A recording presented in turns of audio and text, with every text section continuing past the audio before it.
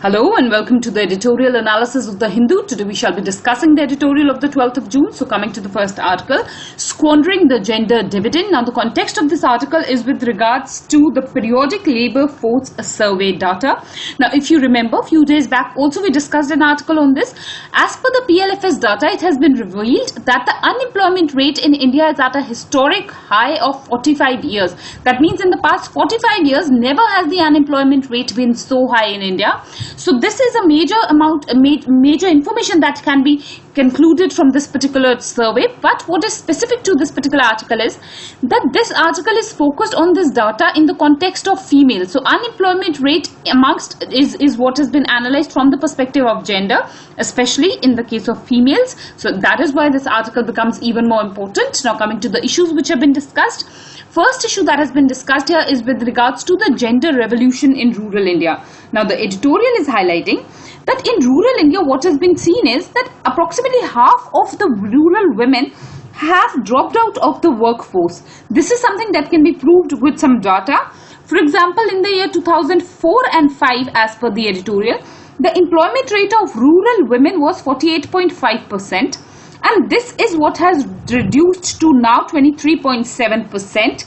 And the previous data was from the NSSO. And the current data is from the PLFS data. So this is one thing, one comparison which has been drawn. So clearly it is showing that approximately there is a reduction of 50%. So the editorial is discussing that this decline is what could take place because of multiple causes which we will delve into. But before that, one aspect of this particular this decrease is what you should know, that this is not what is sudden, because many people might say that this survey in itself is what is faulty. But the editorial is discussing that this is not a sudden event, rather it is what is an incremental decline. Some data to support this is what has been given. This I personally feel is not going to be important. Only the comparative data is what is important. Otherwise, year on comparison or the trend in decline is what has been analyzed in the editorial in this part. But you need not remember all of the data. What you need to know is that it has halved, and this sudden reduction, this reduction is not sudden, but rather it has been a continuous process and it has reduced incrementally. Now what are the probable causes for the reduction of women or for the reduced participation of women in the workforce? Now basically two causes are what can be concluded. The first cause could be a positive one and the second cause could be a negative one. The positive cause could be that there is a prosperity coming to the rural areas and the incomes of the families is what is increasing, and as a result of which the women in the rural households are not being, or for that matter, are not feeling the pressure to work, and as a result of which they are focusing more on their household activities. They are focusing on raising their children. So that could be a positive aspect. This is not a very negative trend. But the negative aspect could be that the women are willing to work, but jobs are what are not available for them. And if this is what is the scenario, then this could spell disaster for rural economy, is what the editorial is highlighting. Next, the editorial is discussing that amongst these two probable causes, the negative probable cause is what is appearing to be more powerful. This is because this trend of a reduction of participation in the workforce is what has a link to some particular occupations. For example, this reduction is what is seen in the agriculture sector. This is seen in the allied sector, that is the agricultural allied activities. There also it is seen that there is a reduction in participation of women. So this is one issue. And similarly, on the contrary, what is being seen is that in salaried jobs, women participation is what is increasing. Also in some formal sector jobs, their participation is increasing. Also participation is increasing in Mahatma Gandhi Narega scheme also. So all of this is showing that there is a distress in these sectors, that is agriculture and allied activities sector, because of which women are not participating in these sectors. Now what is the distress in the agriculture sector? The distress is that agriculture sector has become highly mechanized. This is a positive aspect of agriculture sector, but the distress is that jobs should have been created for women if mechanization was taking place. Clearly that is what has not happened, and as a result of which women are unable to find themselves jobs in the agriculture sector. Another reason is that the farm size is what is continuously reducing in India, and as a result of which the participation of women in agriculture sector is what is being reduced. So that is what has been discussed in this particular editorial. Next, the editorial is discussing about men versus women. Now here the editorial is discussing that for men, several other opportunities for work are what are available. For example, men take up jobs of mechanics, they take up jobs of drivers, carpenters. But in the case of women, these sectors are almost, there's a blatant ceiling for women to participate in these sectors. We rarely see women working as drivers or women being women carpenters, women plumbers. So these are the primary jobs that are available in rural areas, and as a result of which women are not being able to participate, and that is what has resulted in their sudden falling in the workforce of women. So that is what has been that is what has been discussed. I'm sorry. And coming to the next issue is with regards to the design of this particular survey. Now the editorial is discussing that it might be questioned that the design of this survey in itself is what is flawed, and this itself is what is not calculating the work that the women are doing in some particular sectors. For example, it is seen that the rural women are not permanently engaged in one sector. It might happen that they are employed in agriculture sector for say only 20 days. Then another 15 days they are employed in the Manrega sector. And for another 25 days they are employed in some other sector. Whereas this survey has been designed in such a way that the survey only takes into account work of women if it is done for 30 days. So as a result of which, the activities of women, if they are not lasting for 30 days, is not going to count them in the workforce, and it is going to keep them out of the workforce. So there might be a probability of a flawed survey design, but still it does not undermine the fact that participation of women in workforce is what has reduced. Another basic issue vis-a-vis this article is the vis-a-vis women not participating in the workforce is that it might happen that the education level of women in the rural areas is what has increased in the aftermath of the RTE, and because of this increased education levels, now women are unwilling to take up works in the agriculture sector, and for that matter works which are blue collar jobs. They are willing to take up only white collar jobs and salary jobs, and as a result of this one reason also, the participation of women in the workforce is what has reduced. Next, the editorial is discussing about the solution to this problem, and this is what is one of the most important analysis that can be drawn out from the editorial.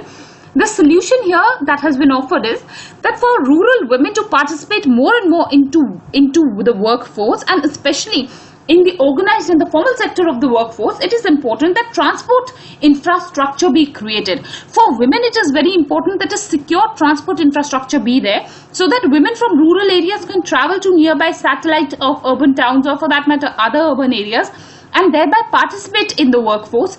Setting them only in the boundaries of their homes is what is not in the interest of the nation and not in the interest of the economy, is what has been finally analyzed. So from this particular data, the trend of women participation in the workforce is what can be highlighted, what can be discussed. So that is what this editorial is discussing. The article is relevant firstly for economy itself, for general studies paper 3, where we will talk about unemployment. There you can also discuss this aspect of the PLFS data. Another area where this is important is in the women issues in general studies paper 1. Specific question vis-a-vis the unemployment rate in women is what you can expect. So that is where this particular editorial will come handy to you. So that is the relevance. Coming to the next article, thin-skinned masters. Now the context of this article is with regards to a case. This is the case of Mr. Prashant Kanodia. He is a journalist by profession. Now basically what had happened was that he had shared a video on Twitter on one of his social media accounts, and in this one video fun was what was being made of the Chief Minister of Uttar Pradesh, and as a result of this he was immediately arrested. He was arrested, and recently what has happened is that the Supreme Court had to intervene and bail was what was granted to him. Similar case was what was seen recently in West Bengal also, where a meme was what was shared by some women and they were also arrested. So these issues are what are continuously coming up. So some relevance for us is what is there. So coming to the first issue that is important. Now these are basically keywords also. This arrest is what has been called as perverse as well as malice. The editorial is saying that this arrest by the police is smacking of malice. That means the police has not followed the rule of the law or rule of the land, and as a result of which they have acted arbitrarily. So that is the first issue. The second issue is that of personal liberty. One has to understand that each citizen in our country has fundamental rights. and no one citizen is more superior than the other. So why is it that just because that person has shared a joke or a video on social media vis-a-vis the chief minister, then why is it that this person is being targeted as if he has no personal rights and his fundamental rights are being continuously invaded by the state? So that is what has been discussed in the editorial. The third issue, that is the most important issue, is with regards to social media. Now here you have to understand that the social media is filled up with all sorts of abusive material. It is filled up with all sorts of negative material. So why is it that we are selecting only few and targeting them specifically, is what the editorial is discussing, when either we should regulate the entire social media, which at present is not possible. So if that is what is not happening, then why selective targeting is what is being done, that too at the whims and the fancies of the political leaders? So that is one analysis. Another thing that has been discussed here is the illegality of this particular issue. Now the sections under which the arrests were made are illegal. Those are clearly not the grounds for arrest. So again, this is what has been discussed. And another thing that has been discussed here is that the Supreme Court also, while granting the bail, has not taken cognizance of the fact that the sections under which the arrest was what was made were illegal, and punishment is what has not been given to the officials. So that is one issue. Another issue that is important here is with regards to the attitude that is being shown by the officials. In this regard, you have to understand that the police officials are only acting on the whims and fancies of their political masters, which is unacceptable. They are duty bound to the Constitution of India and not to their political leaders. They are duty bound to the rule of the land, and that is what needs to be upheld. So this attitude of police officials in a democratic country like India is what is unacceptable, and that is what has been discussed here. The editorial is calling for exemplary disciplinary action against the officials who carried out this arrest. So that is what has been discussed. These articles become important for ethics paper. They also become important as examples in essay paper and also in the general studies paper too, if you have to discuss about the fundamental rights or some actions that are being taken by the state which are against the rights of the citizens. So in that context, you can use these articles as handy examples. So that is the relevance of this particular issue. As such, a direct question is not expected. So that is how you have to utilize this particular article. Coming to the next article, the importance of being neighborly. A repetitive article, but still some new points are what are there. The context is with regards to India's neighbourhood policy. We have discussed a number of articles in the past few days on the neighbourhood policy of India. Some issues are what are important here. The first issue that has been discussed is a comparison between SARC to BIMSTEC. It's a shift in the policy. I have discussed this very much in detail. What has happened here is recently in the swearing-in ceremony of the Prime Minister of India, a shift was what was made, because in the year 2014 all the SARC countries were invited, but now the BIMSTEC countries were invited. So that is what we have discussed in the past also. The second issue is with regards to India-Maldives. Now this is something that is new. Some newer analysis is what has been drawn about in the article vis-a-vis the India-Maldives relation. Now here, first and foremost, you should know that Maldives has come up with a new policy, which is the India First policy. So this is a newer development, and a question in this regard is what we can expect recently. So this is one thing that is important vis-a-vis the India-Maldives relation. Another thing that you should know here is that the highest honor is what was conferred on the Prime Minister of India. So in this particular context, both this India First policy as well as the recently the highest honor being given to the Prime Minister, both of these are what are important developments. So whenever you are discussing India-Maldives, you have to highlight these 2 points. Other aspects we have discussed, but a quick revision is that India has initiated a $800 million line of credit to Maldives. The focus for India is people-to-people contact as compared to China, which largely focuses on infrastructure development and ignores the people-to-people aspect. For India, this is what is the primary issue. Also, India is focusing on collaboration on matters of terrorism as well as climate change, as compared to China, which is giving huge loans which eventually result in debt traps. India has a better strategy vis-a-vis Maldives. So that is what has been discussed here. Next, the editorial is discussing about some of the policy essence, and this is what is important, most important aspect of this particular editorial. The first analysis in the policy essence is that there is a proactive mode in India's foreign policy, rather than that of reciprocity. Previously, India was in a mode of reciprocity. It believed that if one neighbor has to reciprocate to India, but this is what has been changed to India's proactive mode now. So that is the first essence. The second issue is that India is focusing on quick impact projects. Rather than big projects that China is focusing on, India is focusing on quick impact projects. which bring about socio-economic benefits to the people and eventually results in people-to-people contact. So that is what is important. Another essence is that India is forging trilateral relationships. It is also involving Japan in South Asian countries and in India's neighborhood. So this is again a newer development and an important one. So this is what has been highlighted in the editorial. And these are the only new points. Otherwise, we have discussed all the important points vis-a-vis India's neighborhood. India's neighborhood is going to be very, very important for this year's main in the international relations aspect of the mains paper. You have to be well prepared with all of India's neighbors as well as India's neighborhood policy. So that is what is the relevance of this article. Coming to the next article, Truth, Technology and the Teacher. Now, the context of this article is the death of a known personality. It was a female named Vijaynagar. Now basically she was a teacher and she is an icon of education technology. She was 98 years old when she has died. She just died last month. But the issue that is important is that when technology in education had just initiated, she was a participant at that point of time, and she always had an ideology of using technology in education. So in that context, the editorial is discussing about technology as well as education, and it is bringing about a newer analysis, a newer concept vis-a-vis. A comparison is being drawn between technology as well as a teacher, and this is what I found was something that was unique. It was new. You can have a question in this regard in your ethics paper. They can ask you that is it acceptable that technology should replace teachers, and all of these issues are what we can expect. So coming to the first issue that has been discussed, a comparison has been made between a machine versus a teacher.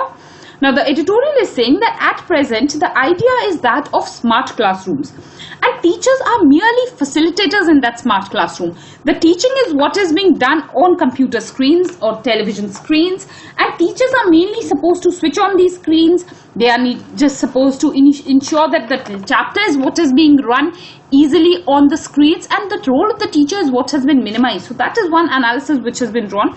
The second issue which the editorial is discussing here is with regards to the loss of intellectual autonomy as well as dignity.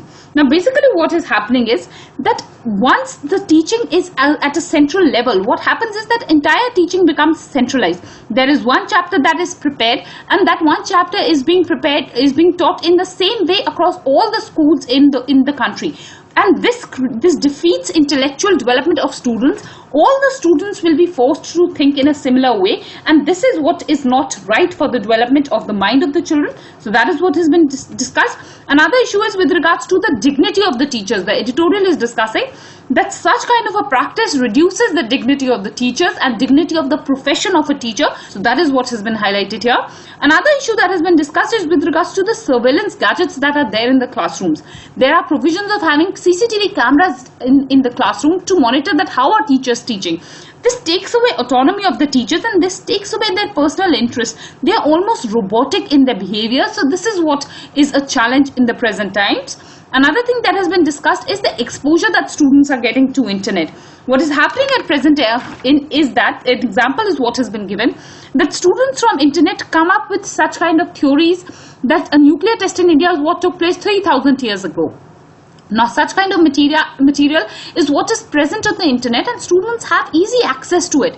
But what becomes difficult for the teacher is to convey to the students or convince the students that this theory is what is wrong. Students have more faith on internet as compared to their teachers, and rather they have a two mindset that is being developed in students, where one mindset is that they have to study what the teacher is saying just to score well in the exams, and the second part of their study is what they are gaining from the internet, and this dichotomy in the knowledge is what is a cause of concern. So that is what has been discussed.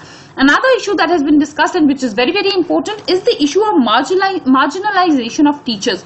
If this is what is the scenario, then the teachers already at this point of time are suffering in the Indian education system. They do not enjoy the respect that once the teachers enjoyed. The teachers are largely pressurized by the governments. They are the workload on the teachers is what is very, very high. So all of these issues, and now with the rise of technology in the classrooms, with classrooms becoming smart classrooms, the role of teachers further being reduced, and they are largely being marginalized is what the editorial is discussing. So these are some points which I personally found were important. A question in this regard is what you can expect even if it is not a direct question, a question can come on technology. What are the negatives of technology? So there also you should feel free to discuss these negatives of technology. So that is where the relevance will be. Though the personality here is only been taken as a context, not much has been discussed, not much is what is relevant for us, but still naming a personality as iconic as Vijaya Mulay is what is going to give a good impression. So you should try and remember the name also. Also in this context, you should know that she had made a short film which is known as Ek, Anek or Ekta. This short film is famous even today. So this is what you need to know about Vijay Mulay and about this particular analysis, indeed an important one for ethics paper. So that is the relevance. And with this we finish today's discussion. These were the only articles that were important today. So I thank you all for watching the video.